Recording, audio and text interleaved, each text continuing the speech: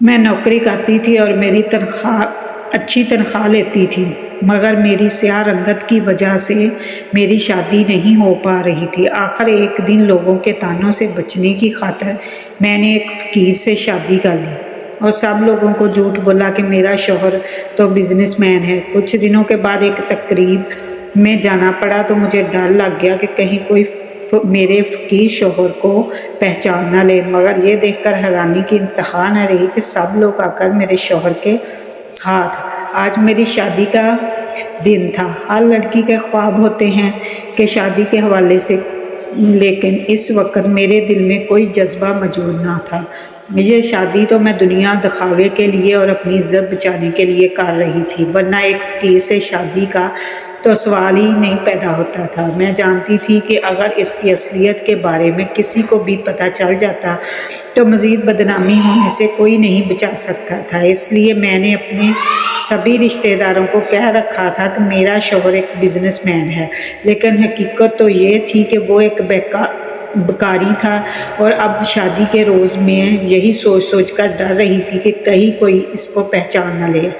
آخر وہ بھیک مانگتا رہا تھا اور پورے شہر میں لوگوں کے سامنے ہاتھ پھیلاتا رہا ہوگا، تو ایسا نہ ہو کہ شادی میں مہمانوں میں سے کوئی نہ کوئی اسے پہچان لے۔ اگرچہ میں نے اسے شادی کے حوالے سے بڑی مشکل سے راضی کیا تھا اور اس کو بہت سمجھایا بھی تھا کہ اپنا حلیہ بدل لے اور کسی کو بھی شک نہ ہونے دے، وہ ایک بیکاری ہے۔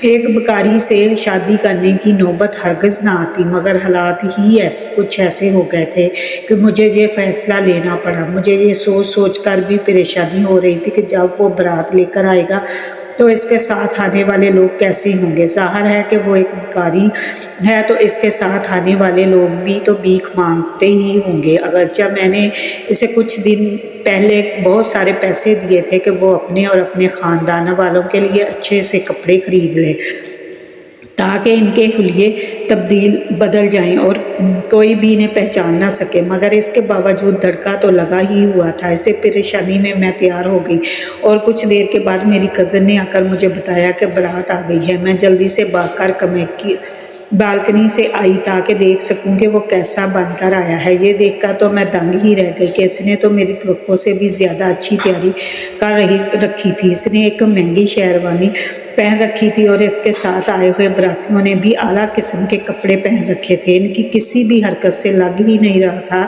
کہ یہ ان پڑھ اور بیکاری خاندان سے تعلق رکھتے ہیں۔ تھوڑی دیر کے بعد ہی مجھے جب دولہے کے ساتھ جا کر بٹھا دیا گیا تو ایک لمحے کو مجھے اپنے نصیبوں پر رونا آیا کہ کیا یہ میری قسمت تھی کہ میری شادی ایک بیکاری سے ہوتی۔ پھر میں نے اپنے آپ کو یہ سوچ کر تسلی دی کہ کوئی بات نہیں، صرف کچھ عرصہ ہی تو میں نے اس کے ساتھ گزارنا ہے، پھر تھوڑے عرصے کے بعد جب حالات سیٹ ہو جائیں گے تو میں اس کو چھوڑ دوں گی۔ میرے خاندان میں تو سب کو یہی پتا تھا کہ وہ ایک بزنس مین ہے، اس لیے شادی پر ہونے والی رسموں میں میری کزنز اور دوستوں نے اس سے بہت زیادہ نیک مانگا۔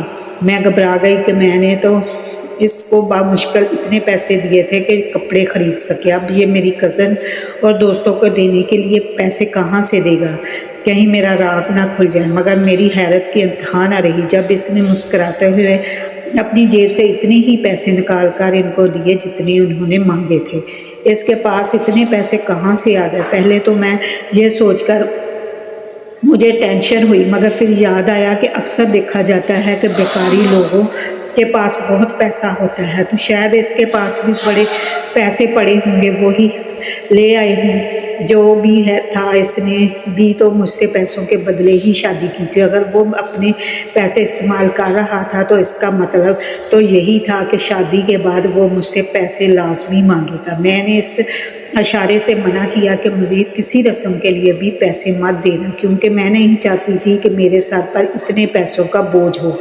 لیکن اس وقت مجھے شدید غصہ آیا کہ جب اس نے میری گوریوں کو نظر انداز کرتے ہوئے پیسے دینے جاری رکھے۔ کچھ ہی دیر میں نکاح ہو گیا اور میں نے سکون کا سانس لیا۔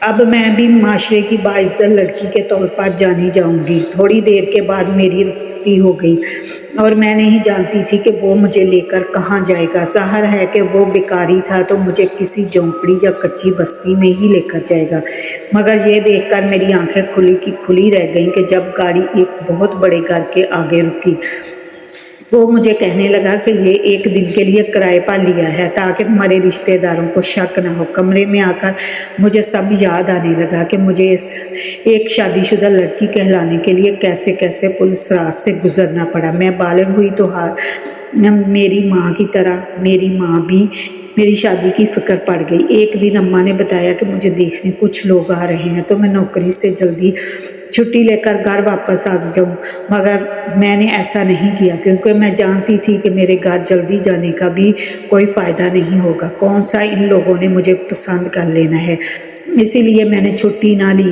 اور نہ ہی میں گھر گئی۔ جس وقت میں گھر پہنچی تو وہ مہمان نکلنے ہی والے تھے۔ میں چپ چاپ کر کے اپنے کمرے میں چلی گئی۔ تھوڑی دیر بعد اماں آئیں اور مجھے ڈانٹنے لگی کہ میں گھر واپس کیوں نہیں آئی، تو میں نے کہا کہ جب مجھے پتہ ہے کہ ان لوگوں نے مجھے پسند ہی نہیں کرنا تو پھر مجھے اپنی انسلٹ کروانے کا کوئی شوق نہیں ہے، میں اس لیے نہیں آئی۔ اور یہ آج پہلی بار نہیں تھا، اس سے پہلے میرے ساتھ کئی بار ایسا ہو چکا تھا کہ لوگ آتے اور مجھے دیکھتے اور ناپسند کر کے چلے جاتے۔ اس کی وجہ یہی تھی کہ میری رنگت سیاہ تھی، میری تعلیم، میری نوکری اور میری تنخواہ، کسی بات سے بھی لوگوں کو فرق نہیں پڑتا تھا۔ ان کو تو صرف گوری لڑکی چاہیے تھی جو ان کے بیٹے کے ساتھ اچھی لگتی، اور میری کالی رنگت کی وجہ سے وہ مجھے ناپسند کر کے چلے جاتے اور رشتہ نہ ہو پاتا۔ یہاں تک کہ میرے اپنے خاندان میں جتنے بھی لڑکے تھے ان سب نے بہت ہی خوبصورت لڑکیوں سے شادی کی اور کسی نے بھی بھول کر بھی میرے بارے میں سوچنا گوارا نہیں کیا۔ ان حالات نے مجھے بہت اکیلا کر دیا تھا اور اب تو میں نے اپنے دل سے شادی نام کے جذبے کو ہی خرچ کر نکال دیا تھا اور اس خود کو سمجھا لیا تھا کہ میری شادی تو کبھی بھی نہیں ہوگی۔ اس لیے اماں کے آج یہ بتانے کے باوجود کہ رشتے والے مجھے دیکھنے آ رہے، میں نے چھٹی نہ کی اور نہ ہی میں گھر آئی۔ میں اپنے گھر میں تیسرے نمبر پر تھی۔ مجھ سے بڑی دو بہنیں بہت ہی خوبصورت حسین تھیں، ان کی شادیاں بھی بہت اچھی جگہ پر ہوئی تھیں۔ بچپن میں تو مجھے بھی یہی لگتا تھا کہ جیسے جیسے میں بڑی ہو جاؤں گی تو میرا رنگ بھی صاف ہو جائے گا۔ میں نے اپنا بہت خیال بھی رکھنا شروع کیا، لیکن اس سب کے باوجود میرے رنگ میں کوئی فرق نہیں پڑا۔ اماں مجھے کہتی تھی کہ تم اپنا خیال رکھا کرو، تم اعلیٰ تعلیم حاصل کرو تاکہ کوئی تمہاری تعلیم کی وجہ سے ہی تمہارا رشتہ لے کر آ جائے۔ میں نے بہت دل جمعی سے تعلیم حاصل کی اور تعلیم حاصل کرنے کے فوراً بعد ہی مجھے ایک جگہ پر نوکری بھی مل گئی اور میری بہت اچھی تنخواہ بھی لگ گئی، لیکن اس سب کے باوجود جو لوگ بھی آتے انہیں کوئی فرق نہیں پڑتا تھا۔ انہیں تو بس حسین و جمیل لڑکی ہی چاہیے ہوتی تھی اور میں ان کے حسن کے معیار پر پورا نہیں اترتی تھی، تو اس لیے وہ مایوس ہو کر چلے جاتے تھے۔ اب تو میری ماں کو میری شادی کی بہت ہی زیادہ فکر ہونے لگی تھی، کیونکہ لوگ ان سے طرح طرح کے سوال کرتے کہ ابھی تک بیٹی کی شادی کیوں نہیں کی۔ وہ تو منہ پر ہی یہی کہتے تھے کہ میری ماں کو میری کمائی کی عادت پڑ گئی ہے، اس لیے وہ میری شادی نہیں کرنا چاہتی، جبکہ اندر سے تو میں جانتی تھی کہ اصل وجہ تو میری رنگت ہی ہے۔ ایک دن میں گھر سے باہر اپنی جاب کے لیے نکلنے لگی تو اماں مجھے کہنے لگی ایسا کیا کرو، روز اپنی جو کام پر جانے سے پہلے کچھ صدقہ خیرات کر دیا کرو تاکہ ساری بلائیں ٹل جائیں۔ میں اپنے دفتر جانے کے لیے جیسے ہی بس پر چڑھنے لگی تو بس اسٹاپ پر مجھے ایک فقیر نظر آیا جسے یہاں پہلے کبھی نہیں دیکھا تھا۔ حلیے سے تو وہ کافی معقول انسان ہی لگ رہا تھا، مگر جانے کیا مجبوری تھی کہ وہ بھیک مانگ رہا تھا۔ اماں کی بات میرے کان میں گونجی تو میں نے اسے کافی سارے پیسے دے دیے۔ وہ فقیر پیسے لے کر کافی دیر تک مجھے عجیب سی نظروں سے دیکھتا رہا۔ پہلے تو مجھے ایسا لگا کہ شاید وہ یہ پیسے مجھے واپس کر دے گا، مگر پھر اس نے پیسے لے کر اپنی جیب میں رکھ لیے تو وہ مطمئن ہو کر وہاں سے چلی گئی۔ مجھے نہیں لگتا تھا کہ یوں صدقہ کرنے سے میری پریشانیاں دور ہو سکتی ہیں، لیکن میں روز اس فقیر کو پیسے دینے لگی۔ اب کی بار تو معجزہ ہی ہو گیا، ایک بہت اچھا رشتہ میرے لیے آیا اور انہیں میرے رنگ پر بھی کوئی اعتراض نہیں تھا اور نہ ہی انہیں میری نوکری کا لالچ تھا، کیونکہ وہ اچھے خاصے کھاتے پیتے لوگ تھے۔ میری ماں بہت خوش ہوئی اور میری منگنی کر کے جلدی سے شادی کی تاریخ بھی طے کر دی۔ میرے منگیتر نے میری ماں سے کہا کہ وہ شادی کی شاپنگ میرے ساتھ کرنا چاہتا ہے تاکہ مجھے اپنی مرضی کی چیزیں دلوا سکے، اور میری ماں نے خوش ہو کر اجازت بھی دے دی۔ ایک دن یوں ہی شاپنگ کر کے ہم لوگ واپس آ رہے تھے کہ اچانک مجھے راستے میں پھر سے وہی فقیر نظر آیا۔ میرا خیال تھا کہ شاید اب بھی وہ مجھے دیکھ کر پیسے مانگنے کے لیے ہی آگے بڑھا ہوگا، کیونکہ میں دفتر نہیں جا سکی تھی تو اس کو پیسے بھی نہیں دے سکی تھی۔ میں نے اسے دینے کے لیے اپنے پرس سے پیسے نکالے اور اس کی طرف بڑھا دیا تو وہ مجھے کہنے لگا مجھے پیسے نہیں چاہیے بلکہ مجھے تمہیں کچھ بتانا ہے۔ میں نے اور میرے مغیتر نے حیرانی سے اسے دیکھا کہ اسے ہمیں کیا بتانا ہے، اسے ایسی کیا بات کرنی ہے۔ تو وہ میری طرف دیکھتے ہوئے کہنے لگا کہ یہ شخص جو تمہارے ساتھ کھڑا ہے تمہارا کیا لگتا ہے؟ مجھے اس کے سوال پر بہت غصہ آیا کہ وہ ہوتا کون ہے مجھ سے اس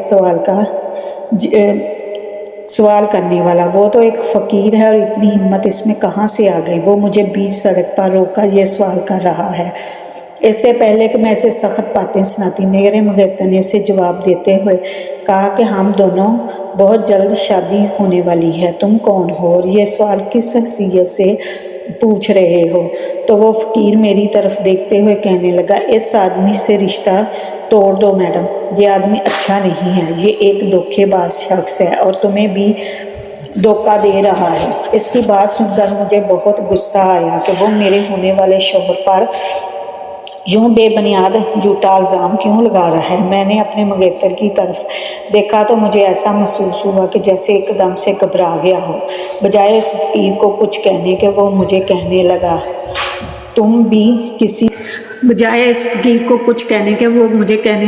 بھی کس کی باتیں سن رہی ہو؟ ایسے فضول آدمی کی باتوں کا جواب دینے کی بجائے کوئی ضرورت نہیں ہے، چلو ہم چلتے ہیں۔ وہ میرا ہاتھ پکڑ کر مجھے وہاں سے لے گیا۔ مجھے اپنے مغیتر کا یہ رویہ سمجھ نہیں آ رہا تھا کہ اسے تو اس فقیر کی پٹائی کرنی چاہیے تھی، اس نے اس کے بارے میں غلط کیوں بولا، اور بجائے اس کے کوئی بات کرنے کے وہ مجھے ہی وہاں سے لے آیا۔ مگر خیر مجھے اس پر اعتبار تھا، اس نے بغیر کسی لالچ کے مجھ سے شادی کی حامی بھری ہے تو وہ ایک برا انسان نہیں ہو سکتا۔ میں نے اسے تسلی دی اور اپنے گھر چلا گیا۔ اگلے دن جب میں جاب پر جانے کے لیے بس اسٹاپ پر پہنچی تو وہی فقیر میرے سامنے آ گیا اور مجھے کہنے لگا کہ مجھے معلوم تھا کہ تم میری باتوں کا یقین ہرگز نہیں کرو گی، تم مجھے پیسے دیتی رہتی ہو، میں بس تمہارا وہی احسان اتارنا چاہتا ہوں، اس لیے تمہیں اس شخص کی اصلیت بتا رہا ہوں۔ اگر تمہیں میری باتوں پر یقین نہیں ہے تو شام 4 بجے اس پتے پر پہنچ جانا، تمہیں خود بخود ساری حقیقت معلوم ہو جائے گی۔ میں نے الجھن سے اس کے ہاتھ میں پکڑی ایک چٹ پکڑ لی، اس پر کسی گھر کا ایڈریس لکھا ہوا تھا۔ اتنے میں میری بس آ گئی تو مجھے اس سے مزید کچھ پوچھنے کا موقع نہیں ملا اور میں بس میں بیٹھ گئی۔ جاب پر بھی سارا دن مجھے اس کی باتیں یاد آتی رہیں۔ کیا وہ سچ کہہ رہا تھا یا میرے ساتھ کوئی فراڈ کرنے کی کوشش کر رہا تھا؟ لیکن اس فقیر کو بھلا مجھ سے کیا کام ہو سکتا تھا؟ اس نے مجھے کیوں جان بوجھ کر نقصان پہنچانا تھا؟ میں تو اس کو جانتی بھی نہیں تھی۔ میں نے فیصلہ کر لیا کہ جیسے بھی ہو مجھے حقیقت تو معلوم کر کے ہی رہنا ہے۔ اس کی باتوں میں کسی حد تک سچائی ہے اور کچھ نہیں تو کم سے کم میرے دل کو تسلی ہو جائے گی۔ شام 4 بجے میں اسی ایڈریس پر پہنچ گئی جس کا مجھے اس فقیر نے بتایا تھا۔ میں نے دروازے پر دستک دی تو دروازہ ایک چھوٹے سے بچے نے کھولا۔ مجھے سمجھ میں نہیں آیا کہ میں اسے کیا کہوں، وہ کسی کو بلائے۔ میں بغیر کچھ کہے اس کے گھر میں چلی گئی۔ حیرانی تو مجھے تب ہوئی جب میں نے سامنے صوفے پر اپنے مغیتر کو بیٹھے ہوئے دیکھا۔ وہ یہاں پر کیا کر رہا تھا؟ اس کا یہاں پر کیا کام؟ مجھے دیکھتے ہی اس کے چہرے کا رنگ اڑ گیا اور وہ گھبرا کر کھڑا ہو گیا اور مجھے کہنے لگا کہ تم یہاں۔ اتنے میں وہ بچہ اس کے پاس جا کر کہنے لگا بابا یہ آنٹی کون ہے؟ اس بچے کے منہ سے بابا کا لفظ سن کر تو میرے قدموں سے زمین ہی نکل گئی۔ میں نے کبھی خواب میں بھی نہیں سوچا تھا کہ وہ اتنا بڑا دھوکے باز شخص ہو سکتا ہے۔ یہ شادی شدہ ایک بچے کا باپ ہوتے ہوئے بھی خود کو کنوارا ظاہر کرے اور میرے ساتھ رشتہ بنائے۔ اس کا مطلب یہ تھا کہ وہ فقیر سچ کہہ رہا تھا، یہ شخص تھا ہی دھوکے باز۔ میں نے اس کے قریب جاتے ہی چلا کر پوچھا کہ تم نے اتنا بڑا دھوکہ مجھے کیوں دیا؟ تم شادی شدہ ایک بچے کے باپ ہو، اس کے باوجود تم نے مجھ سے شادی کرنے کے لیے حامی کیوں بھری؟ تو وہ کہنے لگا مجھے معاف کر دو، میں اپنے بچے کی وجہ سے مجبور ہو گیا تھا۔ اس کی ماں کا انتقال ہوئے 2 سال کا عرصہ گزر چکا ہے۔ اب مجھے میری بیوی اور میرے بچے کی ماں کی اشد ضرورت تھی، اور جو کوئی بھی سنتا میرا ایک 7 سال کا بچہ ہے تو وہ انکار کر دیتے، کیونکہ میں غریب آدمی ہوں، کرائے کے مکان میں رہتا ہوں تو کوئی بھی لڑکی نہ دیتا ہے، اس لیے میری ماں نے تمہارا انتخاب کیا اور مجھے سختی سے منع کر دیا کہ میں تمہیں اس بارے میں کچھ بھی نہ بتاؤں، شادی کے بعد تمہیں سب کچھ بتا دیا جائے گا۔ وہ مجھ سے معافی مانگ رہا تھا، میں اسے معاف کر دوں، اس نے مجھ سے جھوٹ بولا، مگر میں یہ سوچ رہی تھی کہ جو شخص شادی سے پہلے ہی اتنا بڑا دھوکے باز ثابت ہو گیا وہ شادی کے بعد کیا نہیں کرے گا۔ میں جانتی تھی کہ اس شادی سے انکار کا مطلب میری مزید بدنامی ہے، مگر اس ایک دھوکے باز کی بیوی بننے سے بہتر یہی تھا کہ میں اکیلی ہی رہتی، لیکن اگر میری شادی ٹوٹ جاتی تو میری ماں کو بہت دکھ ہوتا، اس لیے میرے ذہن میں ایک آئیڈیا آیا اور میں اسی وقت اس فقیر کے پاس پہنچ گئی اور جاتے ہی اسے کہا کہ تم مجھ سے شادی کر لو۔ میں چاہتی تھی کہ جو تاریخ خاندان میں سب کو بتائی گئی ہے اسی تاریخ پر میری شادی ہو، کیونکہ کسی نے بھی میرے منگیتر کو نہیں دیکھا تھا تو انہیں کیا پتا کہ میرا شوہر کون ہے۔ وہ فقیر کسی صورت نہیں مان رہا تھا، مگر آخر جب میں نے اس کے آگے ہاتھ جوڑے اور اس کو ڈھیر سارے پیسوں کی آفر کی تو وہ مان گیا، اور آج اسی شادی کے نتیجے میں اس عالیشان گھر کے ایک کمرے میں بیٹھی تھی جسے اس نے ایک دن کے لیے کرائے پر لے رکھا تھا۔ اگلے دن میرے رشتہ دار میرا ناشتہ لے کر آئے تو میرا گھر دیکھ کر وہ سب میری قسمت پر رشک کرنے لگے، مگر سچ تو میں ہی جانتی تھی، میں آج کے دن ہی بس یہاں پر مہمان ہوں، پھر جانے وہ مجھے کہاں لے کر جاتا ہے۔ شام کے وقت میں نے اپنا سامان پیک کرنا شروع کیا تو وہ حیرانی سے پوچھنے لگا کہ تم یہ کیا کر رہی ہو؟ میں نے کہا ہم دونوں کو یہاں سے جانا ہوگا، تم نے خود ہی تو کہا تھا کہ ایک دن کے لیے گھر کرائے پر لیا ہے۔ تو وہ کہنے لگا میں نے مالک مکان سے بات کر لی ہے، تم فکر نہیں کرو، ہم کچھ دن اور یہاں رہ سکتے ہیں۔ میں نے غصے سے کہا میں پیسے نہیں دوں گی، اس طرح تو میری جاب کی ساری تنخواہ ایسے خرچوں میں ہی نکل جائے گی۔ تو یہ کہنے لگا کہ تمہیں پیسے دینے کی ضرورت بھی نہیں ہے، میں یہ سب خود کر لوں گا۔ وہ کافی روز کام کی غرض سے گھر سے باہر چلا جاتا تھا اور مجھے یہ خوف لگا رہتا کہ اگر اسے کسی نے دیکھ لیا اور پہچان لیا تو میری بے عزتی ہوگی۔ تو میں نے اسے کہا کہ میں خود ہی جاب کر کے گھر کا خرچ چلا لوں گی، تم گھر میں ہی رہا کرو، بھیک نہ مانگا کرو۔ میری شادی کو ابھی صرف 1 مہینہ ہی گزرا تھا کہ میرے دفتر والوں نے مجھے میری شادی کی پارٹی دی۔ ظاہر ہے اس پارٹی میں مجھے اپنے شوہر کے ساتھ جانا تھا۔ میں نے اسے کہا تم وہاں جا کر کچھ بھی مت بولنا۔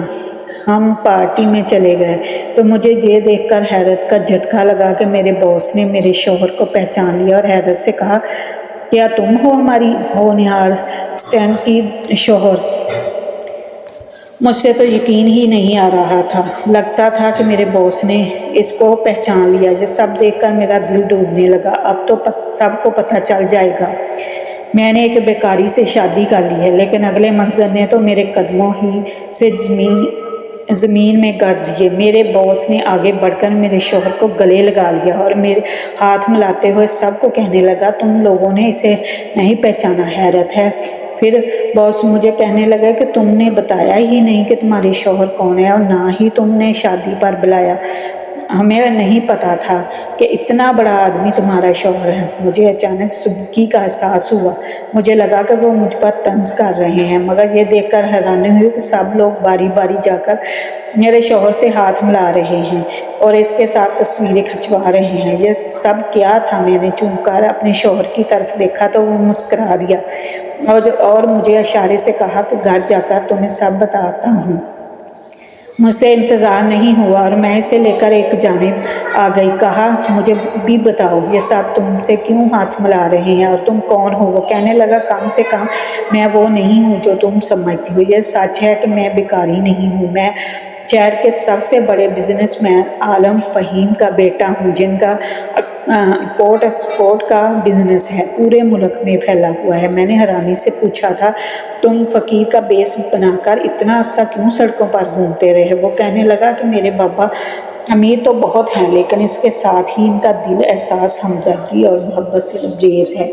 जबकि मैं इस तरह का नहीं था। एक दिन मैं अपने बाबा के साथ गाड़ी में था कि एक फ़कीर ने भीख मांगी तो मुझे इस पर बहुत गुस्सा आया और मैंने इसके साथ बहुत बदतमीज़ी की, इसको बुरी तरह से धत्कार दिया। ये देखकर मेरे बाबा को बहुत गुस्सा आया और उन्होंने मुझे सज़ा के तौर पर 2 महीने तक फ़कीर बनकर भीख मांगने का हुक्म दिया, ताकि मैं अंदाज़ा कर सकूं कि जब कोई धत्कारता है तो कैसा महसूस होता है। 2 माह के अरसे में फ़कीरी ने मुझे मुकम्मल तौर पर बदल दिया। तुम्हारा वो मंगेतर जिससे तुम्हारी शादी होने वाली थी, इसको मैं बहुत अच्छे से जानता था। वो मेरे दोस्त का कज़न था और इसकी पहले शादी और इसके बच्चे के बारे में मैं सब जानता था, इसलिए तुम्हें इसके बारे में सब सच बता दिया।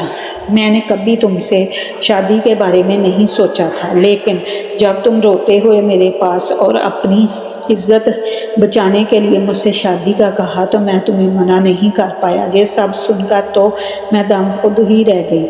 मैंने इससे पूछा, क्या तुम्हें मेरी रंगत से कोई मसला नहीं है